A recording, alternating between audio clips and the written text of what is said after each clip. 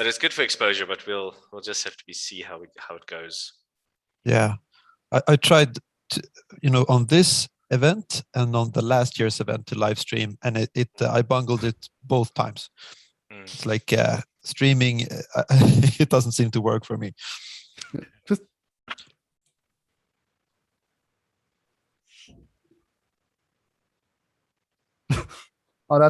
that up. Just to let you know, we are live now. Cool. But yeah, no, it's, well, I finally got it working. Sorry to interrupt you there, Pontus. So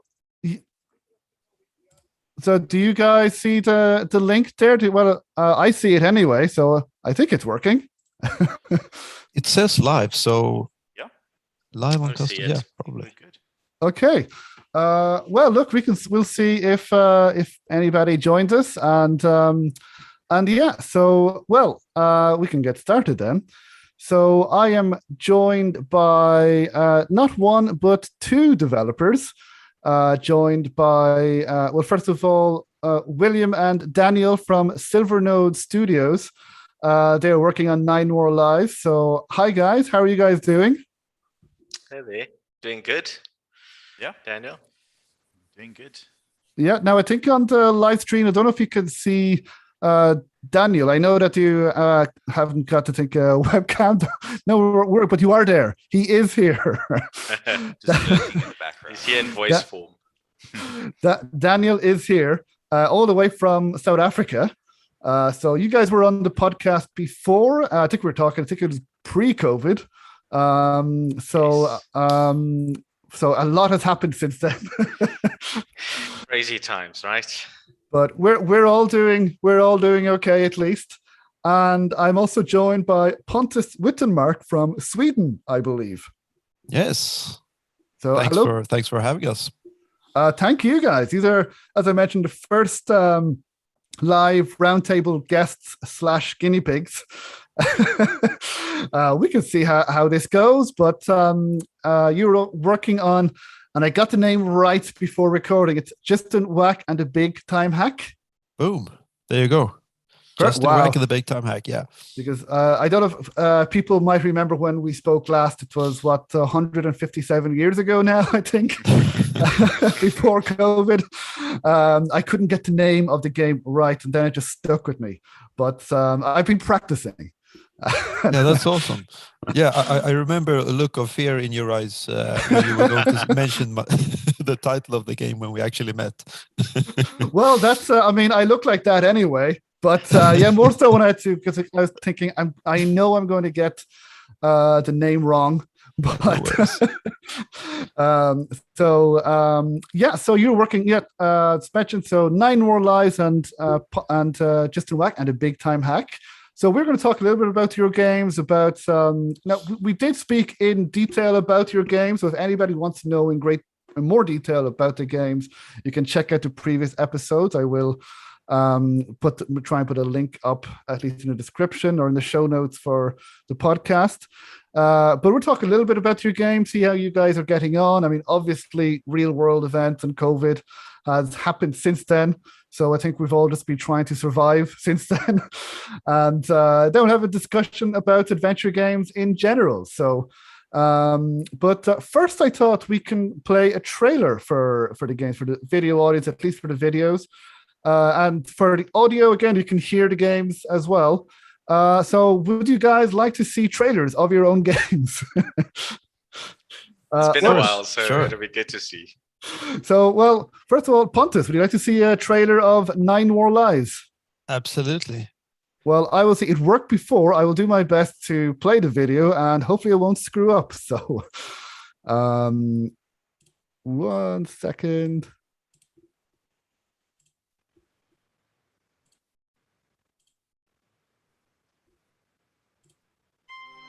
Cats, cartels, and crime.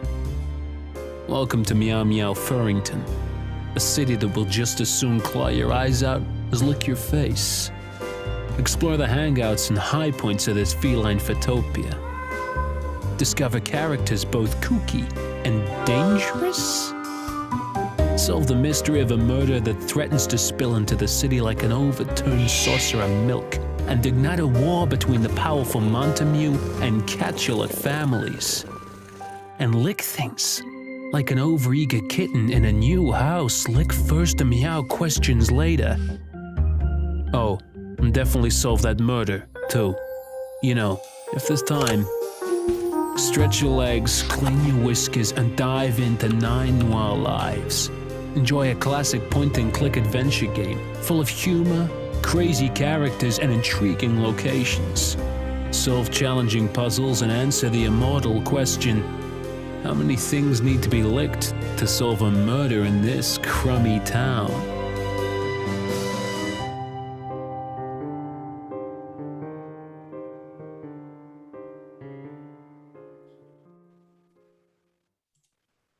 So, do you guys see that okay? Yes. Yeah, good. Great. Yeah, it's. I mean, as I told you guys before, it looks great, and I believe with the voice acting, I think I remember speaking with the voice acting. I don't know how you guys got Ryan Reynolds to voice the main character. A lot of money. I actually Okay. mentioned that to him at some point, and he thought that was just the funniest thing. But he knows. A lot of people have said, Lucas, you sound exactly like Ryan Reynolds in certain instances. So we'll It's just great- in the credits say, Lucas, Ryan Reynolds. Well, so he's the guy doing the cat himself.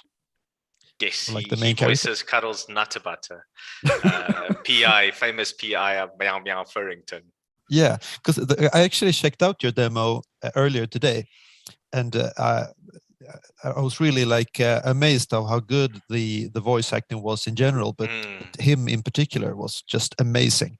I mean, So, yeah, look, we really, could really go on good. for hours about our voice actors. We are so happy with the voice acting in the whole game. I mean, the demo obviously only shows 3 or 4 voices, but I mean, we've got some incredible voices coming in. I'm very keen to actually announce the voice actors, hopefully later this year, as we build up to our release date. But yeah, I mean, Lucas, who did Cuddles, he has absolutely embodied that part. I mean, I told him when we finished recording right at the end, I said, it's your best performance ever. He's previously done some very big roles. He was Zero in the Mega Man X franchise, the anime of that, and a number of other roles. But I mean, I think this is just his best one to date, as far as I'm concerned. I absolutely love his performance. Yeah, Well, of judging course, from the his- demo. Yeah. Sorry, His William, wife go as ahead. well- His wife as well, Carol Ann. She voices Tabby, and she's also done a great job. But it's like Daniel says, we're excited for people to hear the other voices, because as great as they are, we have so many different characters, and each one is unique, and they also did a good job because they cast voices, and they did the voice direction and stuff. So no, these guys, they're amazing. I mean, they're like such super good friends. Over the period, we've become such good friends, and that's what you want, so it really shows in the product. Yeah, definitely. I mean, as I was saying, from the demo, at least, I didn't know that Tabby was his wife. Well, the actress.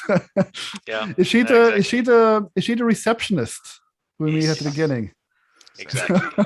and she plays a much bigger role later in the game as it goes on. You also get to control her at specific sequences. So, she's got a much bigger role. And, with the beta testing and people giving feedback, she's sort of come out as a firm favorite. So that's good. I remember her. Yes. I mean, out of all the games that I played in the last 2 years, because I played a lot because I've been indoors a lot, but I remembered her. I remembered this time. I remembered her that it was quite funny. But yeah, I suppose it probably helps with their chemistry if they're husband and wife. As you mentioned, they know each other, and very, very nice. Well, we shall discuss this game a little bit more, in just a little bit. But also we have Pontus Wittenmark, who you are working on. I'll say it again, Just and Whack and the Big Time Hack. now that I know now I'm going to keep saying it. But until it gets annoying, well, it probably is annoying now. But well, William and Daniel, would you like to see a trailer for Just and Whack, which I would call it? Absolutely. Yeah. Yes, please. And Pontus, would you like to see a trailer of your own game? Absolutely. Okay, so here goes.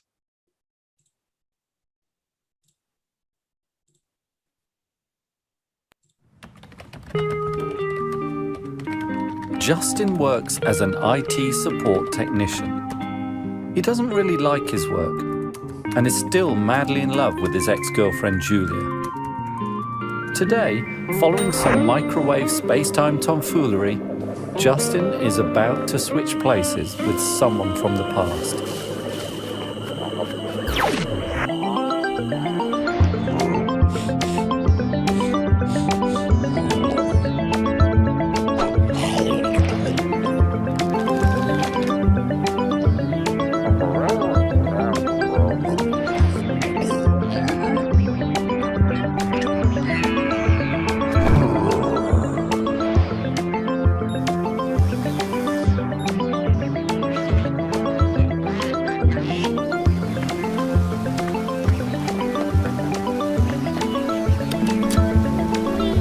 Justin Wack and the Big Time Hack, a story about time traveling, love, and scary-looking robots.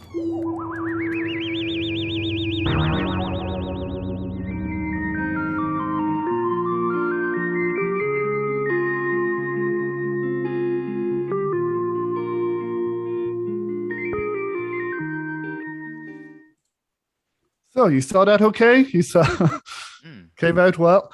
Well, that was again Justin Wack and a Big Time Hack. So now, from judging from, because I think I follow you as well on Instagram, Pontus, and I believe you have made, I think, more progress than the last time we spoke. At least you have like more screens, and it seems to be different parts of the game that you have from Instagram. The Instagram. It's interesting with the Instagram account. That's the one I didn't even have an Instagram until someone said like you gotta have one, and I said okay, and then I like added it. So every time I post to Twitter, I think I can post to that one as well. So I'm not really sure what's there. I need to log in and check for sure. But but if it's the same thing as I do on Twitter, yeah, I definitely have a lot more screens than when we talked last, because that would be in. We met before the COVID days. So yeah. So in fact, the whole game is done now. Like all three acts are done now. So it's ready. I had beta for Act 1 and beta for Act 2, and now it's time for beta for the whole frickin' game. So wow. Yeah. Congratulations. Well, thank you very much. You've made great progress since then. Yeah, I guess so. Maybe not if you measure it in time, but but if you measure it in screen, it's a great success in screens. Yeah. Yeah, no, well, congrats at least on completing the beta, and we look forward to finding out more.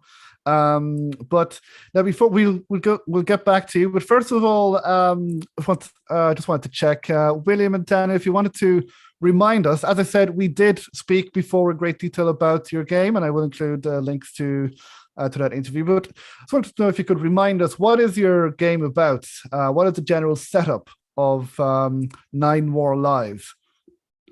Sure, it is. It's set in Firth, in a town called Meow Meow Furrington, and there we meet. that cracked me up. We meet our titular character, Cuddles Nutterbutter, private investigator, with his receptionist Tabby Marshmallow, and they are called out to a murder scene that happened at a local club, the Nitty Kitty Club, and then the story continues, and Cuddles needs to find out who killed the victim, and then it escalates, and there's a whole bunch of intrigue and locations and characters, and that's the sort of gist of it. So it's a comedy noir game. It's a good time, but it's got serious themes, and it harkens back to the old games, the old point and click classics that we love. Daniel, I don't know if you maybe want to add more. No, I think that just about covers it. Yeah, that's 9 More Lives.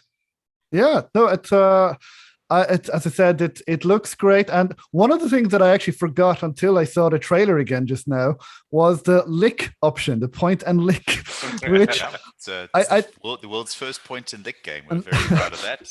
Years of research to get that technology working. I think in most settings, most games might be considered a little bit inappropriate, especially with COVID. But that's a good point. COVID ruins everything. I know we can't lick each other. We can't lick doorknobs. We can't. Personal space. Exactly. It could be a cool port for the like a touch version for playing on your mobile phone with your tongue. Could be an interesting.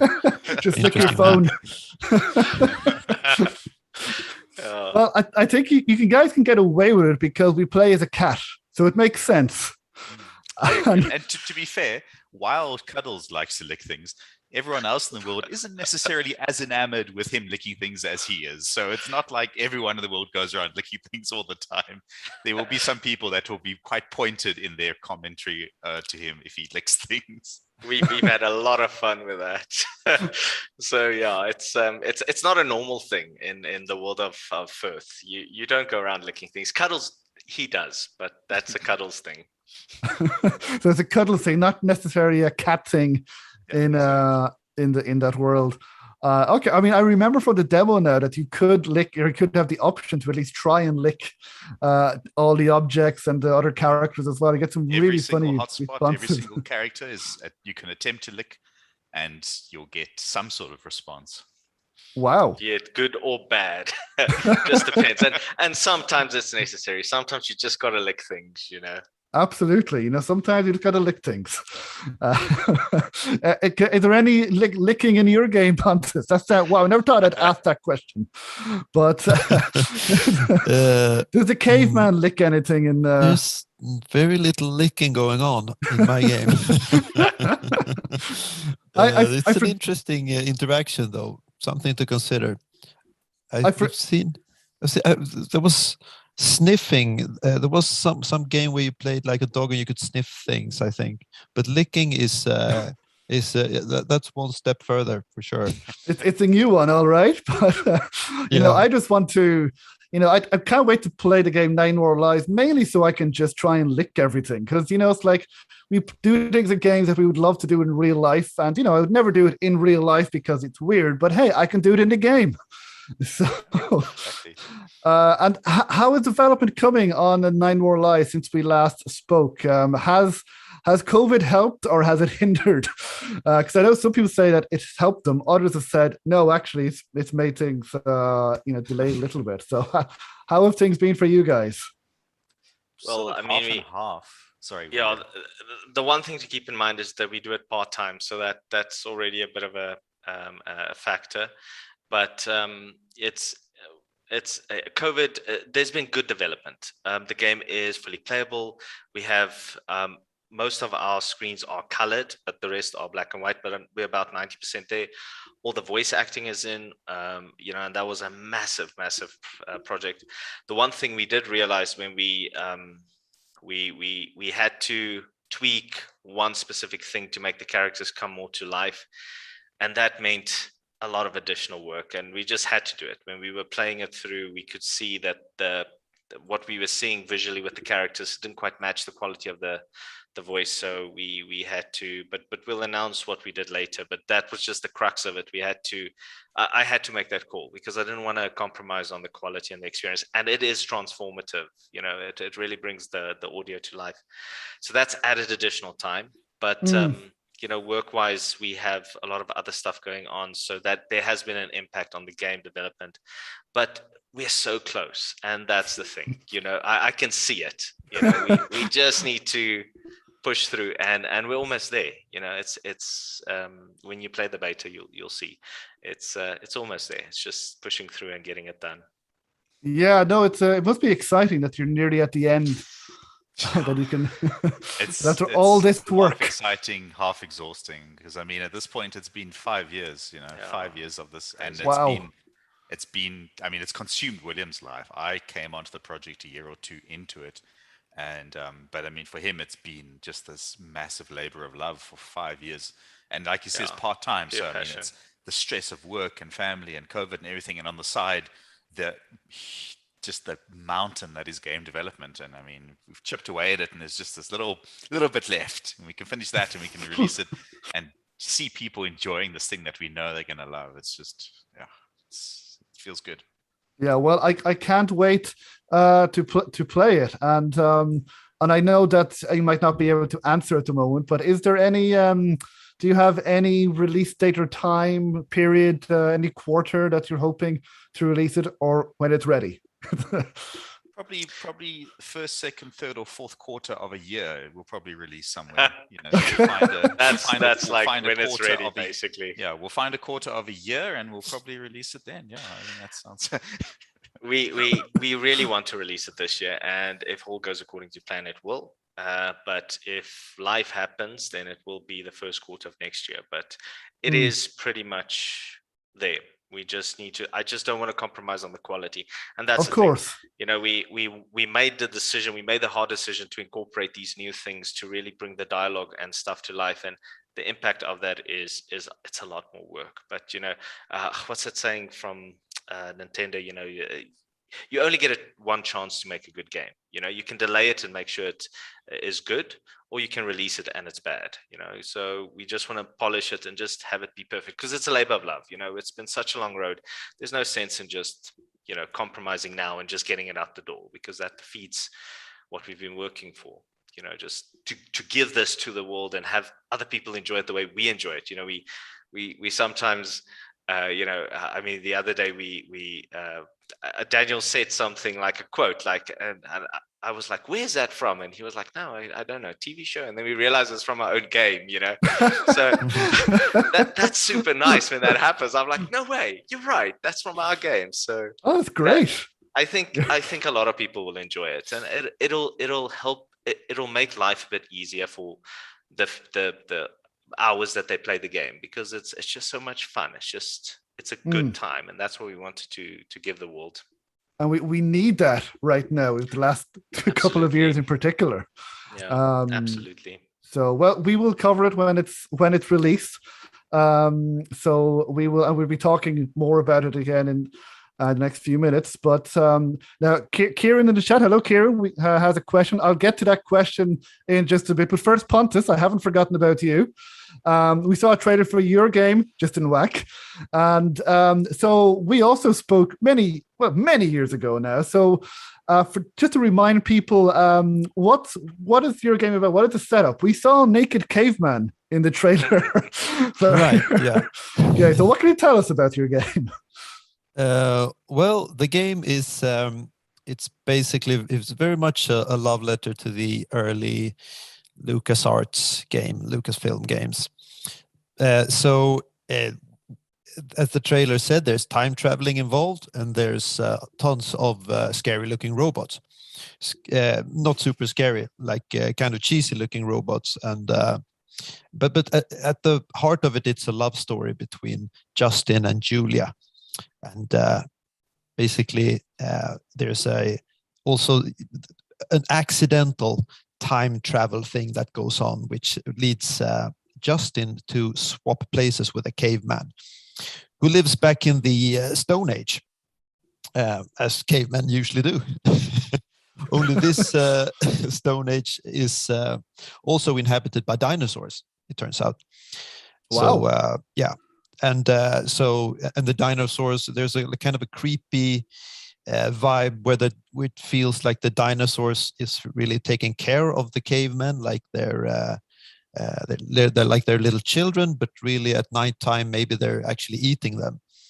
So it's kind of the tone in the game is kind of a bizarre humor, but the puzzles are, I would say, they're all, you know, pretty logical, but with a humorous twist, is at least what I'm trying to do. So not too much moon logic, but there's definitely, you know, a narrative going on in the background as well, because as our players, because it's a multiple, you know, you switch between, at least in Act 3, you get all 3 players. So there's a lot of, while you do stuff, there's like a meanwhile cutscene, and you see these agents, robotic agents, cooking up stuff to hunt down all the travelers. So yeah, something like that. It's a love story, and it's a time traveling story, and it's basically an excuse to have fun cutscenes with robots, and an interesting dialogues with not so smart dystopic AI agents. Something like that. Again, sounds very kind of original. I remember I really enjoyed the demo, and I was able to get through it. I don't think I asked you for help. I mean, I'm not great at puzzles, but I think I was able to get through the puzzles myself. So I think you did, yeah.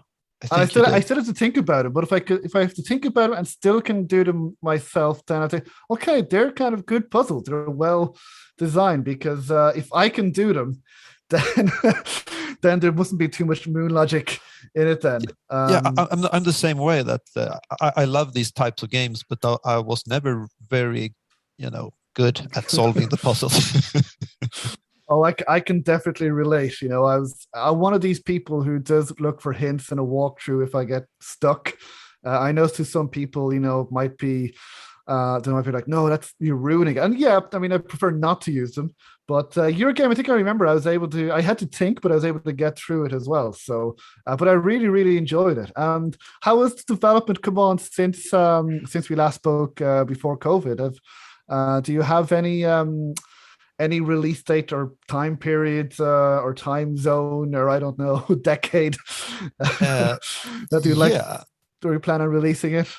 Yes, I think it's definitely looking as, I put up on Steam that actually like late spring, early summer at the latest, things should be actually done.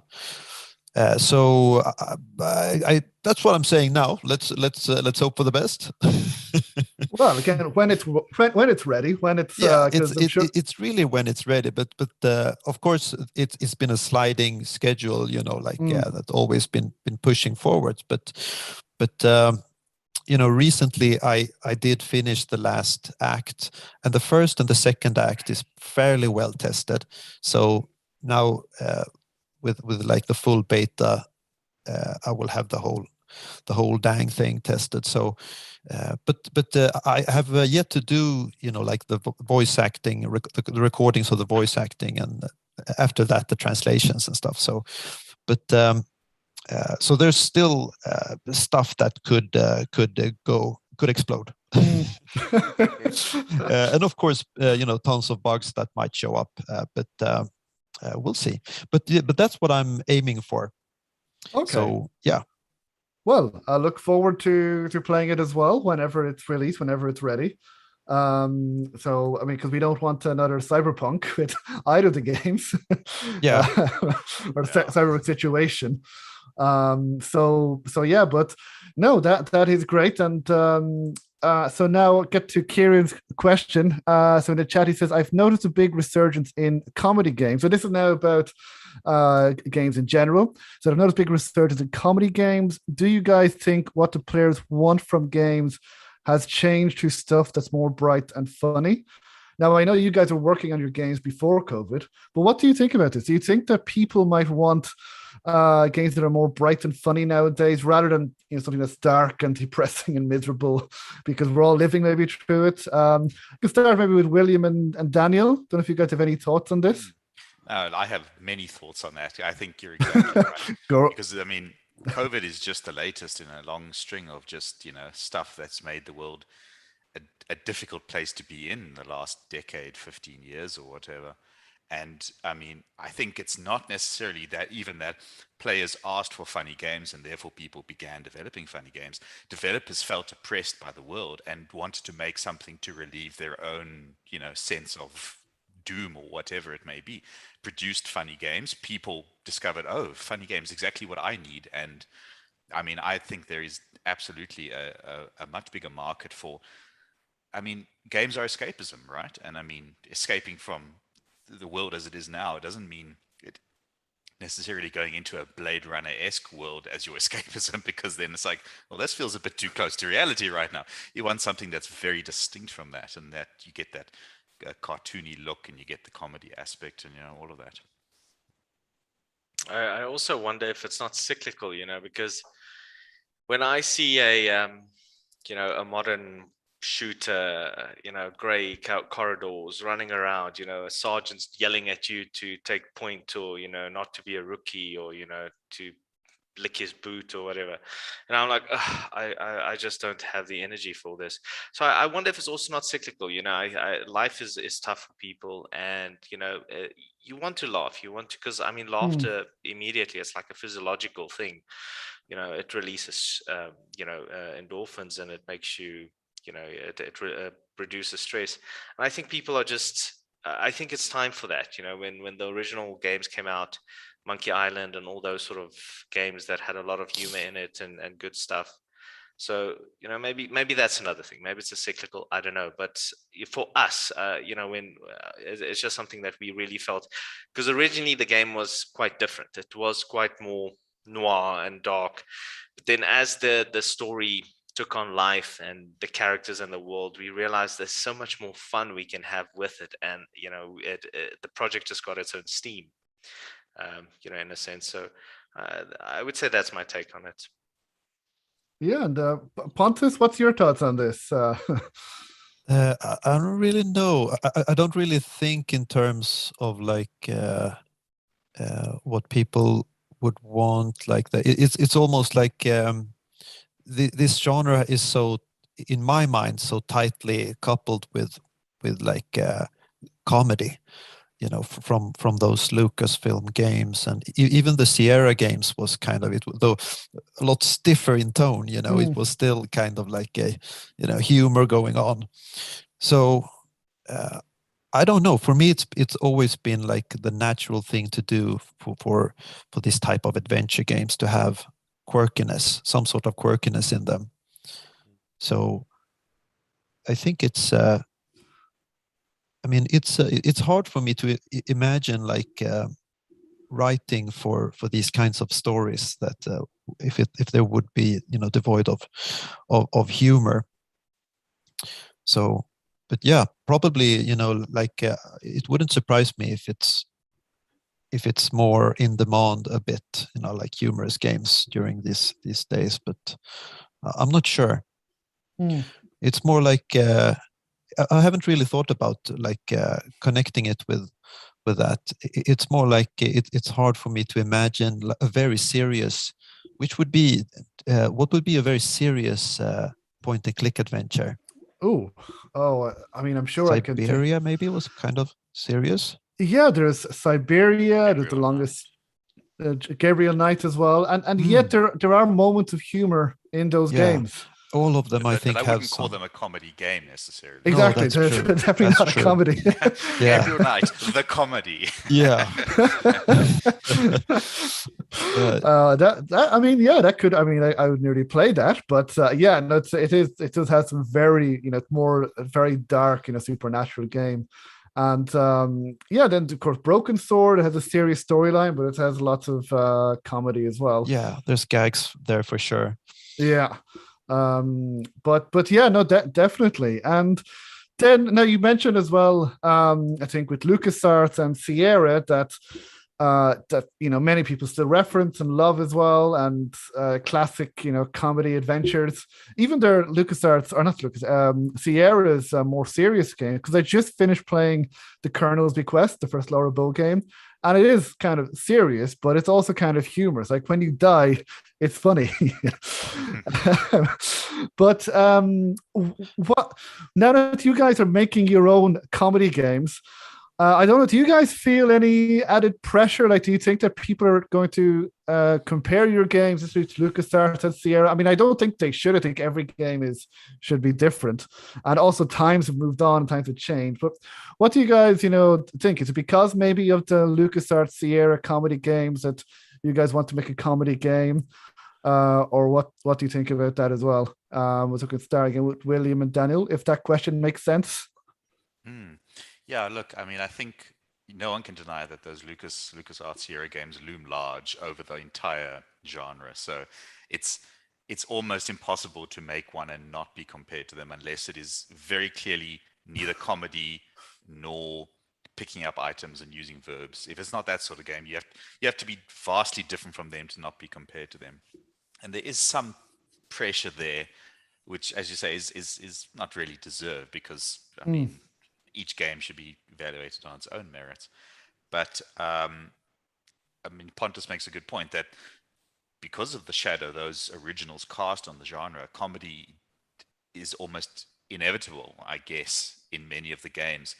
And it's a bit easier for the adventure genre, I think, compared to comedy games in general, because I mean, I'm thinking of other games that I think are funny. For example, Borderlands 1, or let's say Borderlands 2, which is objectively the best one.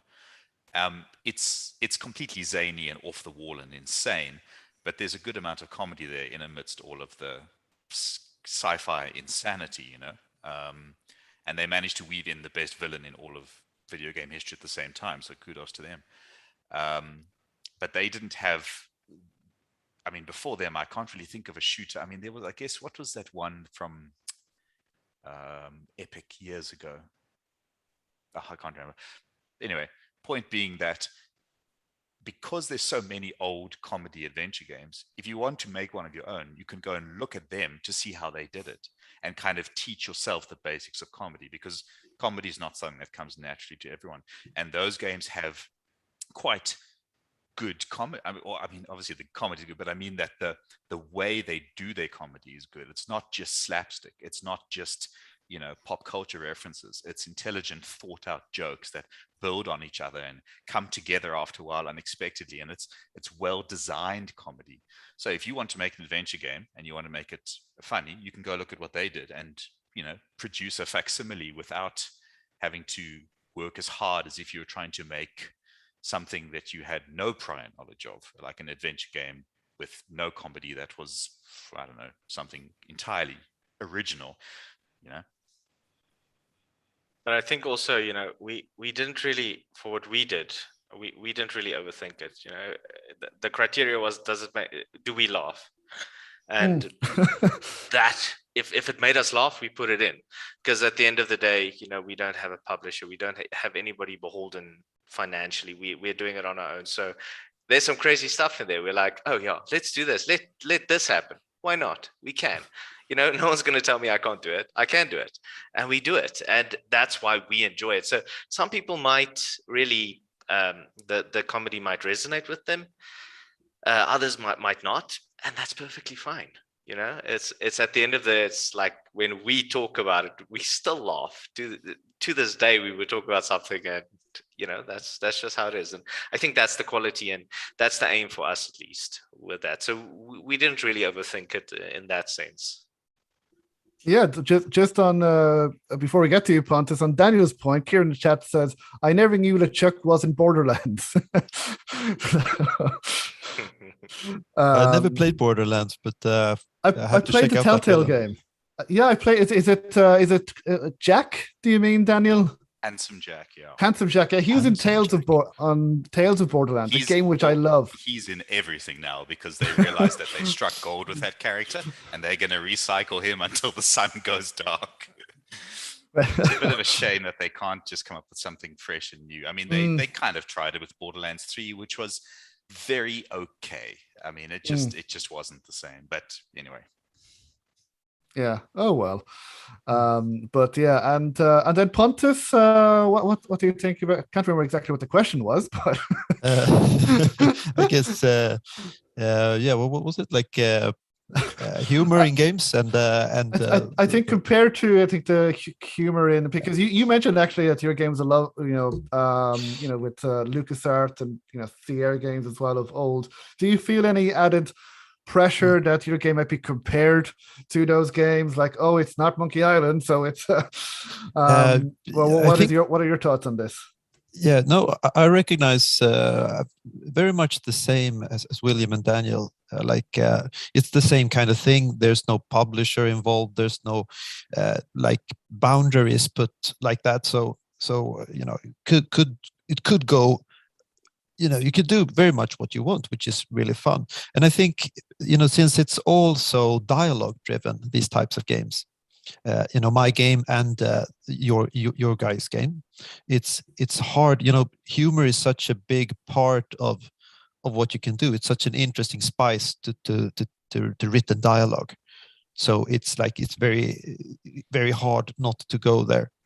And when it comes to being compared to the classics, I think that's what's going to happen to this type of games. Like it is a bit there's a certain aspect or kind of a big part of nostalgia to the whole genre. And at a certain point that will disappear, as we all get older and new players take over. But I think it's hopefully things will happen, and that takes so that there will be new classics. So that we all won't get compared to Monkey Island, as awesome as it is. It's like there have been games that are fantastic in various directions or in various fields that I think surpasses the old stuff. But everything has to be looked at, in its time. It was very innovative for its time. So I'm not necessarily afraid of that comparison. You can never win against nostalgia. Whatever you do, it's like if Paul McCartney would release his best album today, it would never. No one would pay it that much mind. No one would expect it to be half as good as anything he did back in the day. Which is sad, but yes. So in some ways, it's actually kind of. In some ways it would be harder, if you actually worked on those, like when Ron Gilbert does stuff, that I imagine the pressure is on, for people like me or us here. It's it's kind of, I think we have a lot, we have a clean slate to just pick what we want from the modern type of adventure games and the classics. Yeah, to see what works, see what doesn't. But I definitely agree that lately there have been some games I think they're nearly better than what they were released back in the classic area. But also I think times have moved on, because maybe not necessarily with those games, but some, I think, comedy references back then in the 80s and 90s. And nowadays might look and go, oh, maybe that wasn't very appropriate. Yeah. Like, for example, Friends. Like, I love Friends and I grew up watching, but now I'm like, oh, wow, this is, I'm not sure this would be appropriate. I was watching exactly the same as you. I was watching an ep and I was like, wait, this isn't cricket. You can't do that anymore. So yes, things age poorly and times change. Yeah, definitely. Just to add one thing to what Pontus mentioned about, I think part of the reason that games are still being compared to those old games is because there was a period where adventure gaming wasn't really happening. Like the classics came out, and then there was all the buyouts and the shuffling and everything. And then there's kind of been a bit of a drought, and the resurgence is a relatively new thing compared to how much time has passed since the classics. So it's more that in people's minds, those are still the games. There hasn't been a constant stream of them since then to replace it in their minds. Those are still the high watermarks, and that's why only now perhaps are we starting to see games that people are saying, oh, this is even better than that, or whatever. Maybe because I can solve the puzzles without having to Google everything every 5 minutes or whatever the case may be. And I think that's partly why it's only now that we're starting to see the games really start to say, yeah, look, I'm an adventure game, but I'm going to try a whole bunch of new things, and I'm going to do this and that, and break form, as it were, with the old ranks. And people love it anyway, That's a great point. Yeah, totally. I didn't think about that. It's like it was maybe the biggest genre ever, like in the 90s. And then at least a lot of silence as far as I know. And then suddenly this one or happened. two, but there wasn't the multi-annual releases, like you say, the blockbusters of their day. It just fell away. It was nothing. Was it maybe the FPS world took over? That 3D became a thing, and obviously 2D couldn't hold up to that for a while. But also the companies that held the licenses just decided to stop making them, and right. I guess it just wasn't profitable. But also Telltale games had a lot of success with definitely adventure game, but definitely a different type of games than compared to what we're talking about here. Yeah, that's a great point, because there were some games. I mean, that was when at least people say the adventure genre died, or adventure games died. Now, there were still games being made I think mainly in Europe, because that was when LucasArts and Sierra, well, they changed at least. Sierra games went to Activision, and LucasArts then just started making Star Wars games. And there was certainly a lot fewer adventure games, and then there's been this resurgence, as you mentioned. I think it was in the 2010s, after 2010, that the adventure genre kind of changed, because before they were kind of like 2D point and click, kind of more static games as well, which and now with Telltale, with The Walking Dead, it kind of brought adventure games back to the map. I know we discussed this a little bit in a pre-recording, but about the games, about the puzzles and the gameplay, what are your guys? Because it's still a debate. I still see on Facebook and online people still insist that adventure games have to have puzzles, and that they want to be stuck for hours or days on a puzzle, and that games aren't like that anymore. So again, what are your thoughts? Should adventure games still have these challenging puzzles, or can there be different kinds of puzzles? I don't know. Well, Daniel, I believe you have some thoughts on this. As it happens, I do. William and I actually talk about this quite often, and because he played every single adventure game there was back then about 50 times. It was his thing. And, lucky guy. And I mean, the thing they shared with common games, especially like MMOs, is a value for money, as it were. They gave you a game that was going to keep you busy for weeks, and they did that at the time partly by making insanely difficult puzzles that you wouldn't solve for weeks. Just to interject here quickly, Broken Sword, that goat puzzle, that was one of those that it haunts me to this day. Sorry, Daniel, go ahead. But I mean, I mean, genres are a handy tool for categorizing things, but by no means do I think they should be a hard line that defines any game. I mean, a game can be whatever mishmash of genre names the creator wishes it to be. He can call it whatever he chooses it to be. Players can then judge it themselves, others so wish. So an adventure game is an adventure game if its creator says it is, and if players play it and they're like, it's kind of like an adventure game. Puzzles are something that adventure games have had in the past, but it doesn't necessarily, I would say, define them. It's just something that you put into a game to create, because adventure games in many respects are an evolution of the choose your own adventure book trope, and puzzles are just a way of making it so that you don't just blast through the whole thing like a modern visual novel where you don't make choices, you're just letting a thing play out.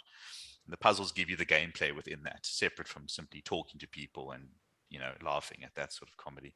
So I mean, and you can also have puzzles that are barely puzzles. So it's like, you need to pick this thing up and put it there, and it's super clearly marked and it takes you 15 seconds.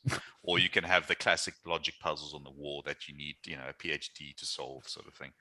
I mean, there's such it's just such a big range that I think it's foolish for anyone to say, you must have puzzles. I think it's far too limiting for the genre to expect that, and that alone, as the defining attribute. Because I also think the accessibility is an issue, and that's the thing. People don't really have time anymore, or they're not willing to invest in something. Getting stuck, and it's frustrating for hours on end. So I wouldn't say that it is. It's mandatory. It's just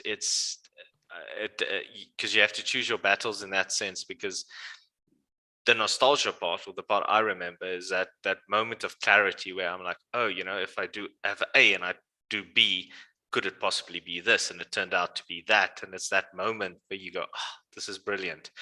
And that's sort of one part that I think is alluring. But on the other side, it's just so challenging, because you can frustrate a player so quickly and so easily. That I think that's very specific to point and click adventure games. People, it's a tough gameplay structure or approach, but for us at least, we try and be fair with the puzzles. But if it's you have the interactions, you have the dialogue.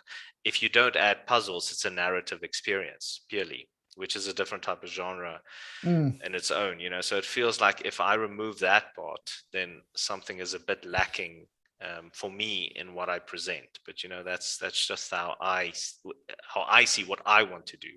But I don't think it has a bearing on anything else, really. This is why I feel that the trick is not to take something away, is to put something in. And that thing being that story mode that we briefly discussed before the stream, where you can have puzzles and then you can make them as arbitrarily complex as you like, because you can tell the player, look, if you can't solve it, it's perfectly fine. I've put in a system, which means it's, developer approved. You're not cheating. The developer says you can do this sort of thing. That will give you either the answer or as close to the answer as makes no difference, to let you get past this tricky part.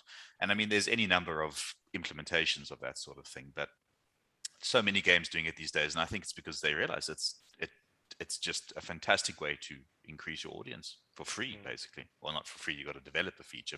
But yeah. Yeah, Pontus, what's your thoughts on, before I interject, what are your thoughts on this as a game? Because I remember there are definitely puzzles in your demo, but as I said at the beginning, I had to think, but I was able to solve them by myself. Right. So what are your thoughts on puzzles in adventure games, and how challenging they should be, or I don't know, frustrating, or what are your thoughts, and how you went about making or adding them to your game? Well, so for me, it's a very interesting topic, and I thought long and hard about, like, could I do something else without puzzles, and what would be, but it's very close. If you, as mentioned, I don't remember if it was William or Daniel who mentioned this. Like if you don't have puzzles, it's more of a visual novel, really. It's more like a walk simulator in 2D.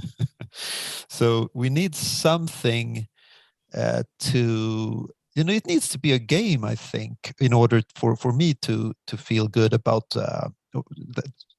for me to feel that it's interesting enough. So, but it is an interesting problem, because we all hate being stuck, right? But we also, or do we really?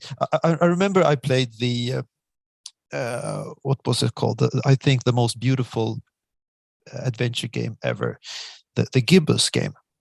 Oh yes.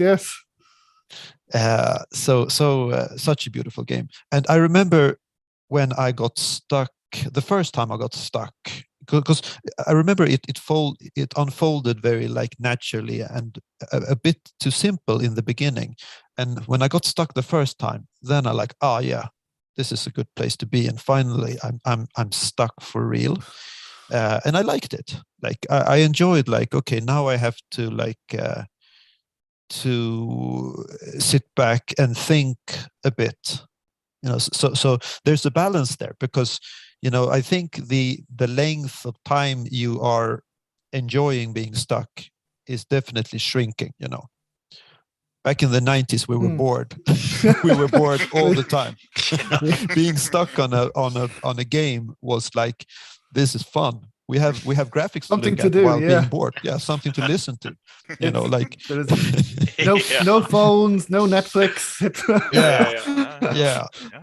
No, some interesting points, because on your point, Daniel, the new Ace Attorney Chronicles game on Nintendo DS, which I am currently playing, now it is more or less a visual novel. I think there's a lot of dialogue, and every so often you have to show, I think, some evidence or show some that there are some contradictions in the testimony. But there is an option in the game that you can have story mode, that you don't need to solve those puzzles yourself. If you just want to watch the game played as a story, you can do that. And now, as mentioning Pontus, I prefer some element of challenge, maybe not too much of a challenge, because I do like to enjoy the game as well. But I didn't choose that because I'm like, oh no, I want some sort of gameplay as well. But it's some very interesting. It's yeah, exactly. It's a fine line, and it's very individual where you cross that, I think. And mostly, at least, I think most of us making these games grew up playing the old games. So maybe in our minds we expect people to have more time or more patience than maybe they actually do. But I think I remember playing Broken Sword 2, I think it was, and it had because it's interesting. When I was a kid, that game wasn't.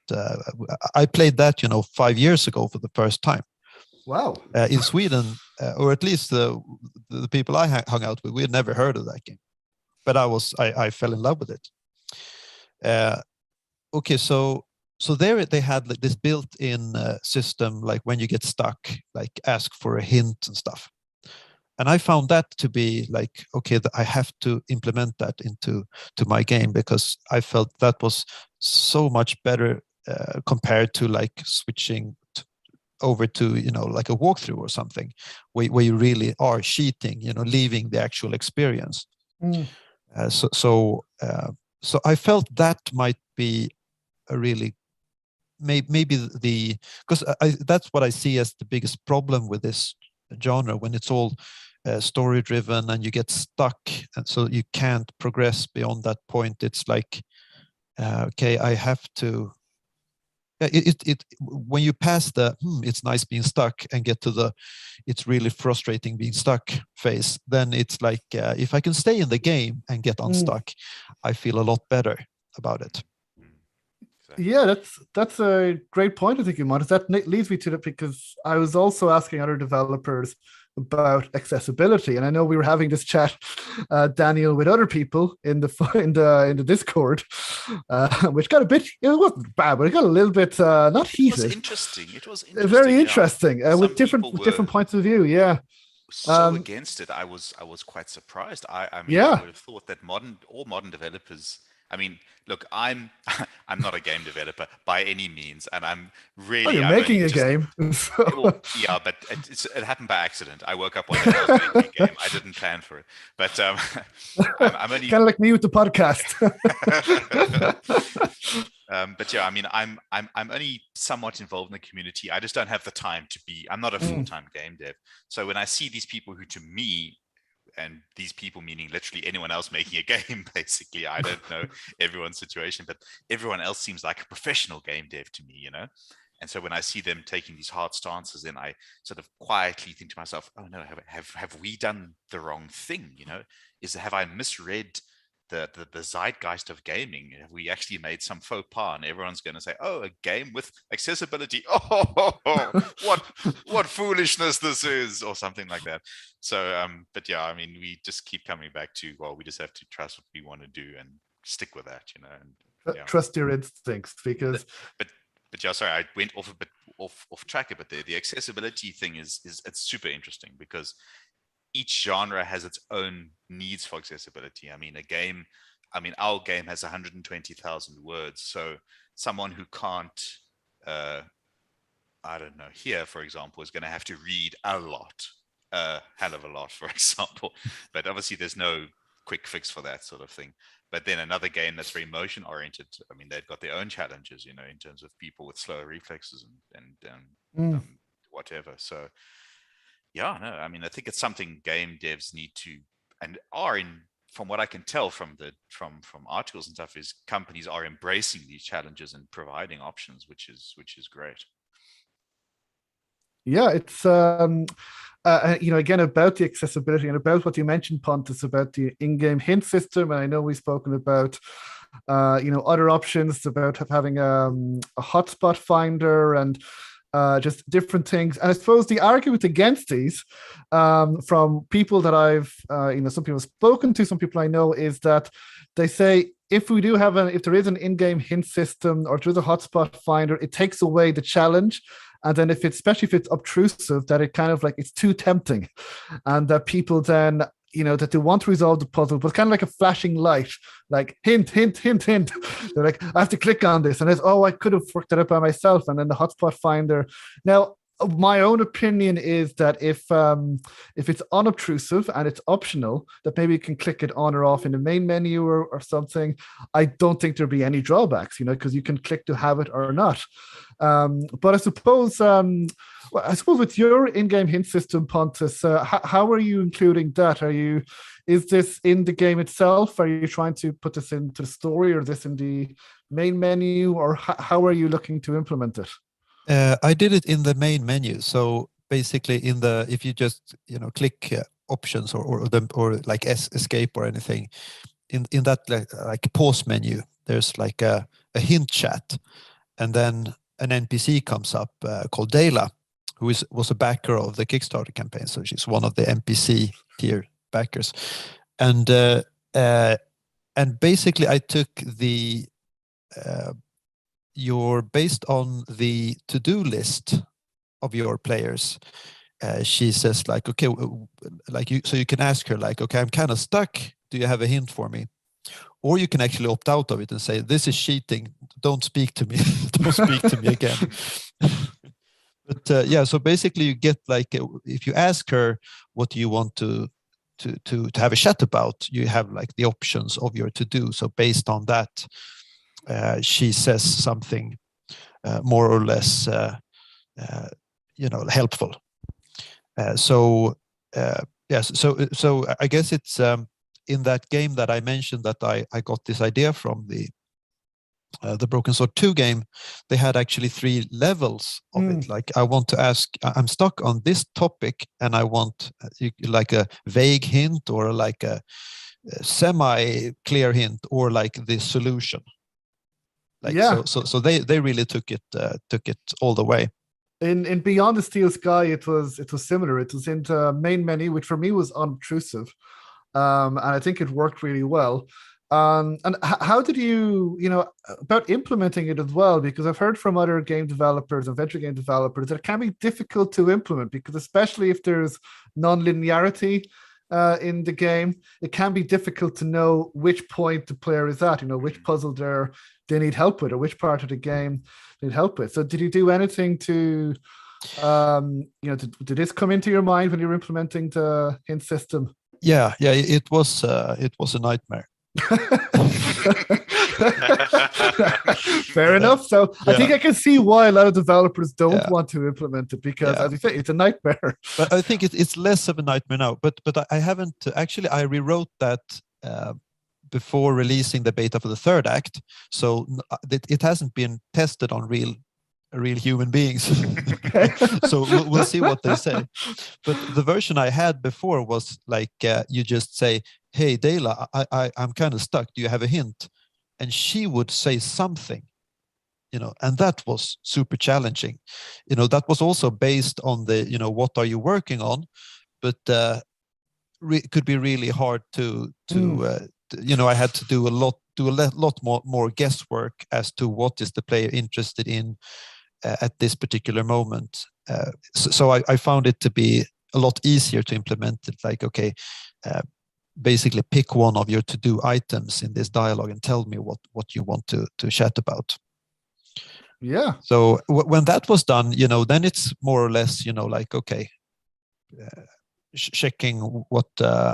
So sometimes I have just one hint for that, and sometimes I check like, okay, if the player is carrying this item, say that, or if not that. And sometimes I even have, if you ask it more times, you get a better more clearer explanation of the hint. Yeah, no, so yeah, sounds good. Yeah, we'll see. But I think it's. I remember actually listening to your podcast, and you guys, yeah. What do we say now? Yeah, so it's your fault. It's your fault. It was a nightmare. Oh, that also you actually listened to us. Wow, Oh, I didn't know anybody actually listened to took our advice on board. Yeah, because I was actually thinking about, like, should it be in a menu, or should it be more inside the story, so to speak? Should there be like a maybe a psychic, like you could go and ask questions inside the game, But the more I thought of it, one of you guys on the podcast mentioned how it feels actually better to do it artificially through a menu.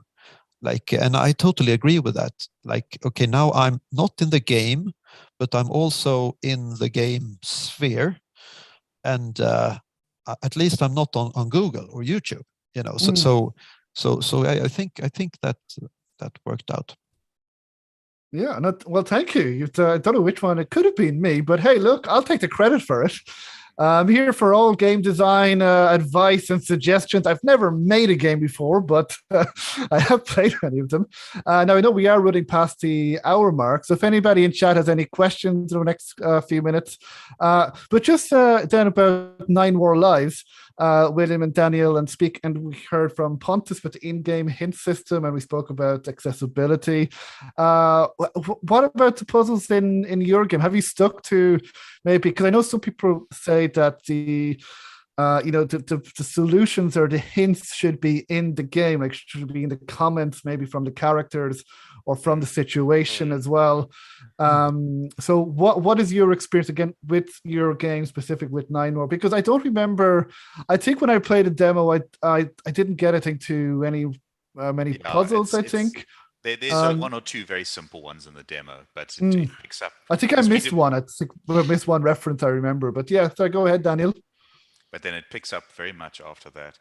And I mean, puzzles was probably the thing we went back and forth on the most, because William had a very clear, well, actually, he can explain it. I think, puzzles are always challenging, right? So the thing is, when we talked about accessibility, my fear is that people will play, they'll get stuck, and they'll stop, and they'll miss out on all the great stuff that's coming. Exactly. That would be so tragic. Right. Yeah. So when we talk about accessibility, there's a few things that we did. We do signposting. So if there's an element, let's say there's a specific thing with a character, that dialogue option will remain there.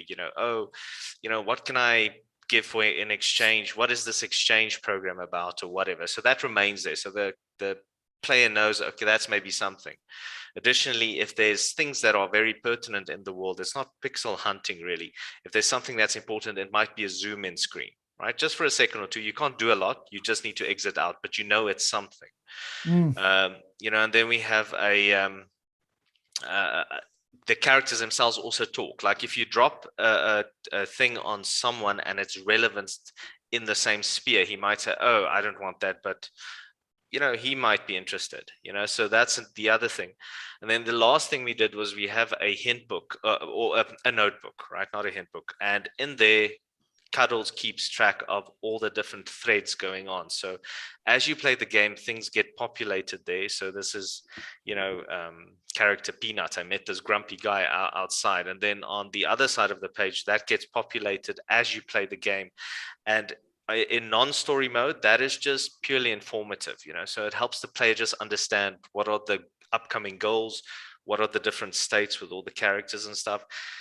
Because the first part is pretty linear and not difficult, and the second part's not difficult, but it spreads out. So you can go and do a lot of different things at a different time. And I want to make sure that players can actually still understand the different threads. They don't lose track of it because it's important. It fits in with the whole story. If you play story mode, the hint, the notepad is still there, but it's a lot more direct in what Cuddles writes. Doesn't necessarily give you the solution, but it says, oh, you know what, cat A said A, B, and C, and I've got this thing, so let me go and take it there. So it's actually at the end of the day, your hint book has got, a bunch of stuff that you can click on and read through to understand it. And depending on story mode, that's what you get.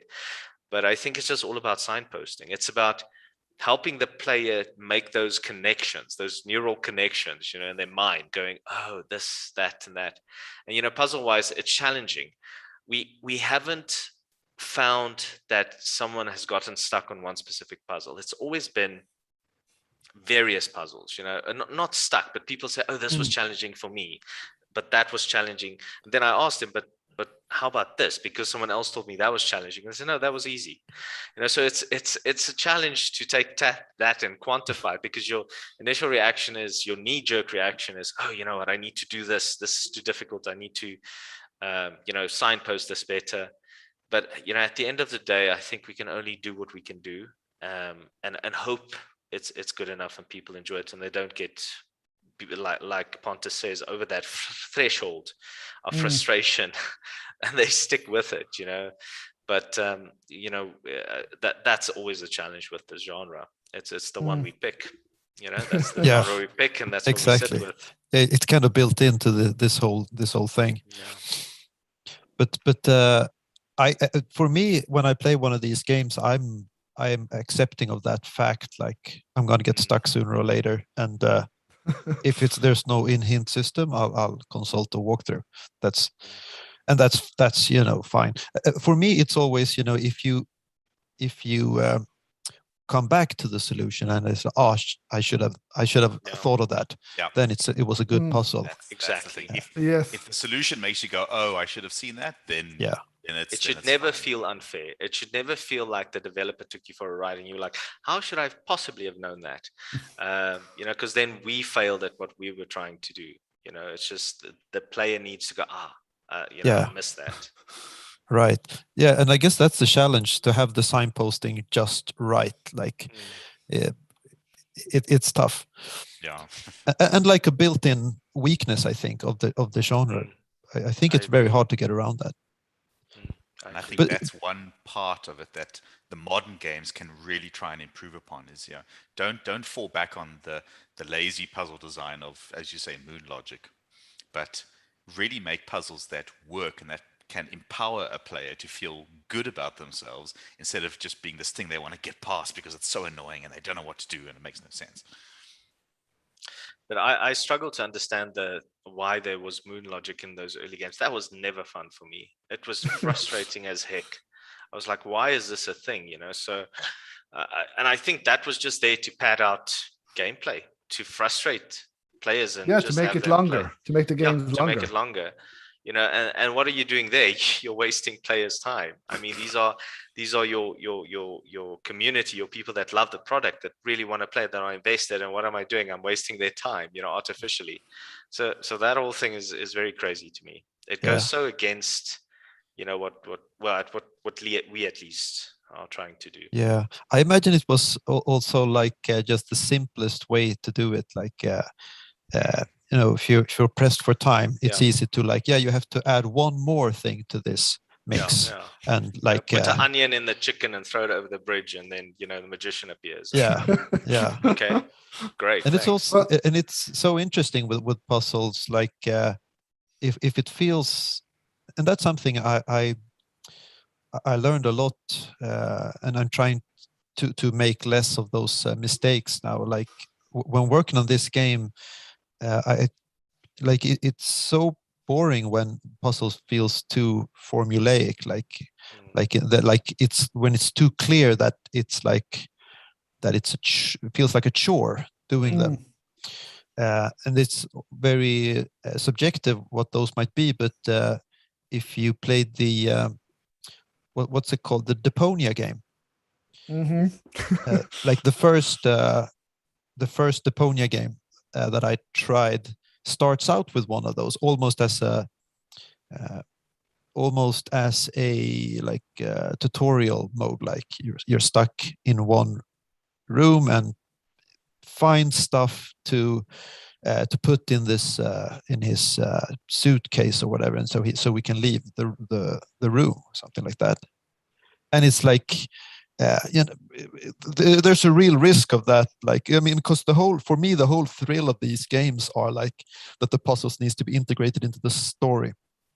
And as soon as it becomes this, like, okay, check these boxes, it's like it's so. I mean, that's what it is mechanically. But if that becomes obvious, it feels like we're doing work, like we're doing a chore. Exactly, it feels like work. Yeah. No. Yeah. And that's the thing why it's so valuable having Daniel, because he's a writer. And we would often have conversations throughout when we were building the story and stuff, and he would go, oh, but A, B, and C, let's do this and this, and I'm like, that's great, but where's the gameplay? And the thing is, it's good to have that sort of feedback, because you can then merge those two. I totally agree with you. The puzzles need to mesh within the world, otherwise you're just doing busy work. I mean, go and play an MMO, but you can do anything really as long as you make it interesting. There's an example in our demo, because our demo is relatively simple, but Cuddles has lost his badge and he needs to find it. Now that sounds very meh, but if you look at the backstory, he tends to fall asleep on the couch and he naps there constantly. And Tabby is sort of frustrated with him because he keeps on losing his things. And he's like, oh, Tabby, I lost my badge. Where can I get it? It's like, have you been napping on the couch? And he's like, no, I never nap. I was studying or whatever. And she's like, you snore a lot when you study. So you've now taken that sort of very mundane thing and you've wrapped a little nice, enjoyable thing around it. So I think that also does a lot of the heavy lifting. But it can't do all of it. Your puzzles really need to fit into the world and with the characters, and I think that's key. And it adds to character development as well in your example there, William. But actually another reason that I remember reading why the puzzles were so moon logic-y back from especially Sierra and LucasArts is so that they could sell their hint book separately or call the number as well. There was a number you could call. Well, I think it's bad reason. It's a nasty what? one. I remember I was playing. It was the Lighthouse, and from Sierra. I mean, I was a kid. I didn't know what was going on. I struggled, and I remember seeing the number on the box, and I thought, this is amazing. This is like a phone. I can just phone the publisher and ask the questions. And I racked up my parents' phone bill, but it just. I think you're absolutely right. I never realized. That's what I believe was it Ken Williams said it in his book, or Sean Mills said in the other book they wrote about Sierra, that Sierra made more money from selling their hint books than their games. It's one of the books that. It's the same today, isn't it? I mean, Disney makes more money from toys than from the movies they make. Yeah, probably. Yeah, like Star Wars with Baby Yoda. I imagine. Well, it's not really Baby Yoda, but anyway. But yeah, so I think that's one reason. Which thankfully, I do think in general, I think that the puzzles and gameplay has improved overall in games and adventure games. And I think what I would say is that a game would probably have to have some gameplay elements to attract us. But yeah, no, definitely a fascinating discussion there. I know we're over the hour, but just a final question that I wanted to ask you guys is, where do you guys think that the adventure genre will go in future? Do you think could be? I mean, I know you're making games now, so hopefully in the present and the future you'll be involved as well. It'll be good. But where do you think it'll go in the future? Because I know we're getting older, we have less time. Do you think that maybe our children or players' children or developers' children will play it, or will it continue playing first-person shooters, or will the adventure genre change maybe to more narrative or go back to puzzles, or I don't know, will VR be a thing? This is a lot of questions, so I'll just leave it. Where do you see the future of the genre as it is now? I don't know if anybody has any thoughts. I thought I'd leave the most difficult question for last. Wow. It's a big one. Yeah, we could have another long discussion, but I suppose there's no right or wrong answer to this. But just I suppose in general, what are your guys' thoughts about the future of the genre? Well, I mean, for me, I think that the thing is, it's an unfortunate reality that people's frustration and their attention levels are shortened, and I think that the point-and-click adventure game, I think that going forward, there'll always be a dedicated community of people that really enjoy that sort of stuff. But I do wonder, it'll never hit the mainstream things that Call of Duties have and all of that, because that's immediate, feedback and immediate. But I don't know. My hope is that it continues to have a dedicated base, and that might grow as people discover these games. And maybe there's a resurgence in that sense, and it doesn't have to be a Call of Duty amount of players. It's just simply a very unique sort of experience that people enjoy, and I think it'll remain that. And I think that as people fall in love with these characters and these worlds and these things, it'll inspire other people to make the same sort of experience. I think in one way, one thing you mentioned, Seoirse, talking about how the narrative element of these things, I think in a way the point and click genre is already bifurcated into subsets that are purely narrative focused, and these days they call them either visual novels or walking simulators, because those are, like we said earlier, essentially point and click games without the puzzles. I mean, that's really all they are. So if you treat those two as subsets of point and click, then the genre's never been healthier, frankly. It just so happens that the part of it that involves puzzles is still kind of getting its groove back after its long hiatus. So yeah, I mean, I think we might start seeing some more crossover. So we'll start seeing maybe walking simulators coming back with some more puzzles, or, I mean, visual novels can do all kinds of crazy stuff of their own, so who knows. But I think the interplay between those kinds of games and vastly different ones, I mean, an FPS point and click, is it possible? Who knows? Someone will try it eventually. Probably who's the guy that did Return of the Obra Dinn? Lucas Pope. I was thinking of him, actually. if anyone's going to try and do it, it's him. So I mean, I don't personally have any ideas that feel like they could work, but I hope someone tries to make a really crazy point and click out of a mishmash of stuff that previously would have been considered heresy. Chuck it in there. Let's make it work. Well, a couple of years ago, Disco Elysium was released, which is kind of like, is it an RPG? Point and click adventure game. It's kind of like an RPG with no combat, and it has dialogue. And so it's like, well, look, it's an adventure game. It's good. It's kind of like, we don't know what it is, but kind of like a mishmash of, RPG. Yeah. I specifically want more of that company to make just that for the rest of the time, because it's incredible. But more stuff like that. I mean, take the fundamentals of the genre, finding items, talking to people, solving puzzles, and make an incredible world with it. And it just elevates everything. Yeah. There's also the Clam Man. Yes. Was the game. Is it Clam Man 2? I think. I'm not sure if it's even released. It's not. Excuse me. It's not released. Excuse me. It's not released yet. But I spoke with the developer. He has a demo out, and yeah, it's very interesting. If you like Disco Elysium, I would recommend that you try this, because it's kind of Clam Man. It's another comedy adventure, and it's very, very funny. It's kind of like using what Disco Elysium did. Now, the story and the setup is completely different. It looks similar with the dialogue on the right-hand side, but you're basically playing a clam who wants to be a comedian. So it's still very different, and it's very, very funny, and I can't wait for that game as well. So you have to just quit mention Pontus. Because they really took it to interesting places in, like, because now we're more in the point and click realm than Disco Elysium, because now it's like, it's all very like graphically it feels very point and clicky, and if I recall, it was like, if you've done stuff, you have stats like an RPG, and if you have achieved enough sarcasm, if your sarcasm level is high enough, then you can pick this option, or you can't. Otherwise, you can't. With the jokes, I think that's a very interesting merge between those two worlds. So yeah, I'm really looking forward to seeing. Me too. It's very, very original. Yeah.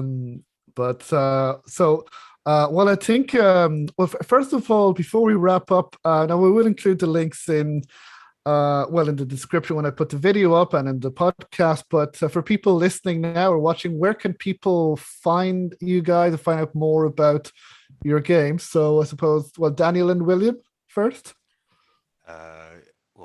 Our website is nnlgame.com, and that's got links to most of our other stuff, our Twitter, our YouTube, and so on. And we're on Steam. You just search 9 Noir Lives, and we'll be there.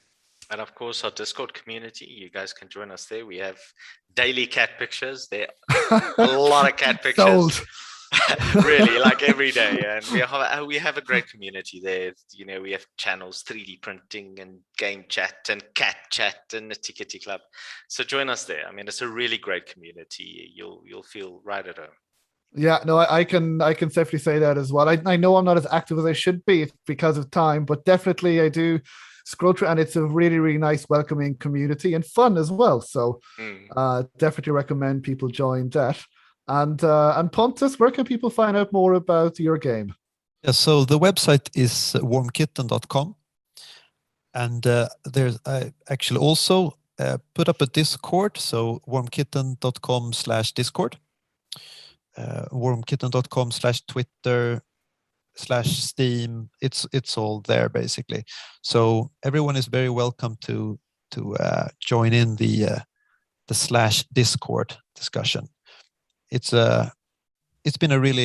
was my first attempt at starting Discord. I had never used it. Much like the Instagram, someone said you gotta have a Discord, and I was like, oh, okay. Check it out. But it was great. It turned out to be great. So much help with beta testing and it's a new experience for me to actually building a game that at least some people care about. Most indie devs will build games that no one cares about. Or at least it feels that way. So I've had I really enjoy having like a little community to run things by. Yeah, definitely. So I'd recommend people check that out as well. So Warm Kitten, and your game again is Just in Whack and the Big Time Hack. There you go. Yeah, never get tired of saying it now. Of course, that's a homage to Zach McCracken and the Alien Mindbender. Yeah, no, it's. I mean, I love the title, and because it's also it rhymes as well. It kind of makes me more curious to know. As well. Well, thank you so much. I know we've gone well over the hour. Before we finish, is there anything else that you guys would like to mention or cover or say very briefly to the people watching and or listening? Anything that you guys would like to say? We can start with William and Daniel. Anything? I know I'm putting you all on the spot, but I think this is your time to shine. If you own any cats, go hug them right now. Yeah. Yes. I mean, I've got a cat right here that's sleeping, so I'm gonna hug her. I've reached over several times, but I think Seoirse, maybe just thank you for giving us the opportunity and the exposure. We're small guys that we're doing a little thing that we hope people love, and it really helps. It helps that people can see it, they can join the community. So maybe just thank you as well. Well, thank you guys. Absolutely. Because this was thank you. No, this was something that, I was just starting. I mean, I'm still learning how to do video.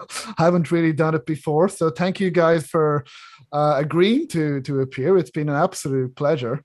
And Pontus, you want to say anything to people watching or listening as well? Also, pet your cats. I got one sleeping behind me here. Oh, you also have one. I feel left out. I don't. My grandmother in Spain has a cat who I'm going to see hopefully very soon. Okay. First thing you say to her is hug your cat. Yes. Well, we all go know now. How much cats like being hugged, right? Oh, absolutely. No, he hissed at me because I was just stroking him, and he just hissed at me, and I jumped back. I was like, "Oh wow!" But they say we still love him. Absolutely. Yeah, well, no, thank you so much, guys. It's been an absolute pleasure. Hopefully we can do it again. Hopefully we can meet in person very soon now. I know, I think I told you, Pontus, because you bought me a drink at the Adventure X last time, and I think I said I owe you one next time. Then COVID happened, So I know I still owe you that drink. So hopefully it's some Adventure X or somewhere else we can meet. And the same with you guys, William and Daniel. If we meet either in Adventure X or in South Africa, I still want to go there and meet you guys in person. And I'm really looking forward to your games, Nine More Lives and Just in Whack and a Big Time Hack. I've been following progress for the last couple of years, and it's great to see the progress you guys are making. And I'll certainly be reviewing the games on the podcast when they're out. So thank you, and thank you to people watching and people listening, and hopefully do some more of these. So I hope everyone and you guys take care as well with COVID. Hopefully we're reaching the final stretch now of COVID, if it can just go away and just let us get back to our lives. But yeah, thank you so much, Daniel, William, and Pontus, and we will keep in touch. Absolutely. Great meeting you guys.